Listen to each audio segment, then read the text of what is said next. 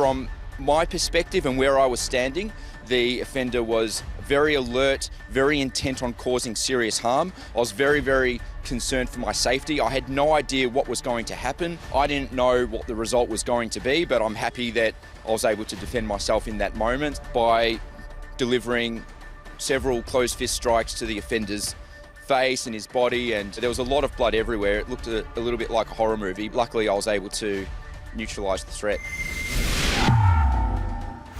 Yemini for Rebel News outside the Moorabbin court to catch up with a good friend, the president of the Freedom Party, Morgan Jonas, who has a shocking ordeal to share with you and in fact is leading him onto a new campaign to legalise pepper spray. So February this year, I was walking down the street carrying my shopping, just a normal day. I hear somebody come behind me and yelled something to the effect of, you might want to bleep this out, "Where the f*** are you going, cunt?" So I turn around, I say, "Excuse me, what's going on?" He's like, "You heard me, I'm going to smash your f***ing head in," right? I'm walking down the street, I'm with a female friend of mine, I've got my shopping in my hand, I've put my shopping down, I've put my hands up very defensively, and I've said, "Listen, you don't want to do this." I said, "This is not a good idea." The offender continues to approach me in a fighting stance, continues to threaten me. So I walk backwards like this for about 120 seconds until there's no other choice. The offender's not going away.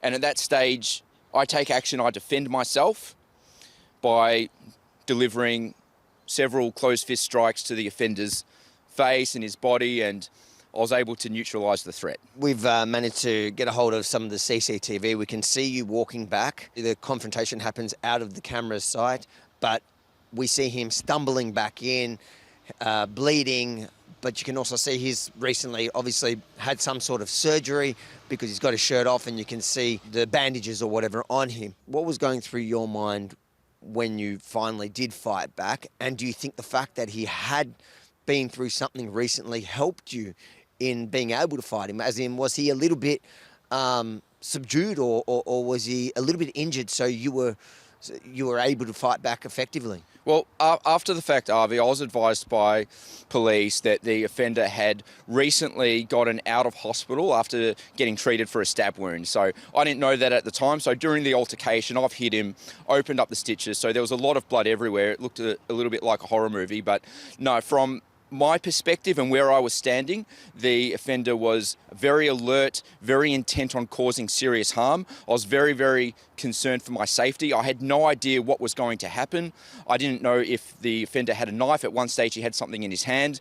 I didn't know what the result was going to be, but I'm happy that I was able to defend myself in that moment. As a result of this crime, it did leave me with a very badly injured hand that has only just fully recovered, but even it still gives me a few little issues, but I couldn't work properly for a couple of months, so luckily I was able to neutralise the threat.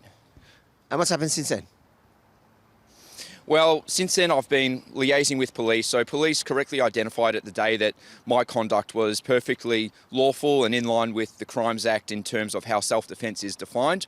The offender was charged with a summary offence called unlawful assault, which is basically the lowest level of assault. So obviously you've been through the court today. Yep. What was the outcome? So the outcome is a diversion. So it's not clear to me exactly if there'll be any type of sentencing for the offender. I don't expect there'll be a conviction.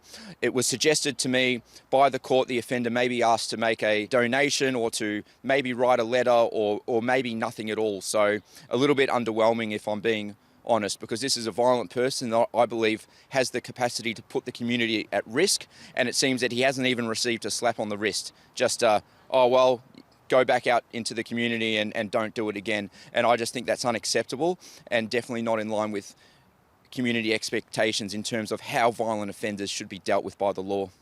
Yeah, well, I think most people watching this would think, well, imagine I was attacked, whether I can or can't defend myself, but especially if I can't defend myself and I end up suffering at the hands of this person or any person in Victoria, but then he goes to court and the court essentially gives him a free pass. That's pretty shocking. Well, it is shocking, Avi, and I don't think that anybody should get a free pass for behaving violently in an unlawful manner towards another person. Okay, we're talking about people's lives, we're talking about people's dignity, and I think that these type of court outcomes most definitely sends the wrong message to would-be offenders out there, which is effectively something to the effect of, well, you can get away with assaulting somebody once but don't do it twice. I say that we need to have zero tolerance for violent offending, and violent offenders who commit these types of violent crimes, whether it's their first time, their second time, their third time, or whatever the case may be, there needs to be very serious punishment towards these people as a deterrent for both themselves and others doing it again in the future. And to simply let these guys off with not even a slap on the wrist, it's unacceptable. So the question is, what if the offender targeted a woman or somebody elderly or somebody who did not have the hand-to-hand skills to defend themselves? Somebody could have gotten very hurt that day, potentially killed. So after the offence took place, I was sitting on my couch and I was thinking, you know, it's really unfair that we've got these self-defence laws in this country which protect people for acting in self-defence, but the laws actually don't apply equally to everyone. So, you know, your capacity, my capacity is on a different level, say, to an elderly person or a woman, and that's not fair. So for that reason, Avi, I think that we need equality in the law in terms of the capacity that people have to defend themselves, and this is why I'm here today calling for the legalisation of pepper spray. Is that something now that you're going to run with in your political party? Well, I stand for self-defence. I believe that self-defence is a human right, and that right needs to be equally available to everyone, but it's not. So yeah, this is a platform that I am very, very happy to get behind. How much of Australia or Victoria do you think is actually behind legalising something like pepper spray for defensive purposes? Well, I think a lot of people, Avi. I think most reasonable people out there would agree that self-defence is a human right, and not all people are capable of defending themselves in the capacity of which they wish they could, should a violent situation occur. So I think this issue will be very popular. What would you say to people who are fearful that this is one step to legalising firearms? Well, pepper spray is really a defensive tool, and that's how it's historically been used. It can be used from a distance, unlike a taser or getting up close and personal with an offender who may have weapons on them. One can keep a safe distance, and that's the traditional use for this defensive tool. So I'd tell people, don't worry about it. It's much better to have it and not need it than to need it and not have it. I agree. In fact, I think that I've never seen anyone walk into a bank or commit violent offences with pepper spray. I can understand people's reservations about firearms, even though personally I believe in firearms, but I can understand people's reservations here, especially in Australia. Pepper spray, there really is no reason, which is why we're going to set up a petition, legalisepepperspray.com. We'll see how many people actually agree with you. And what would you say to people out there who do agree with you?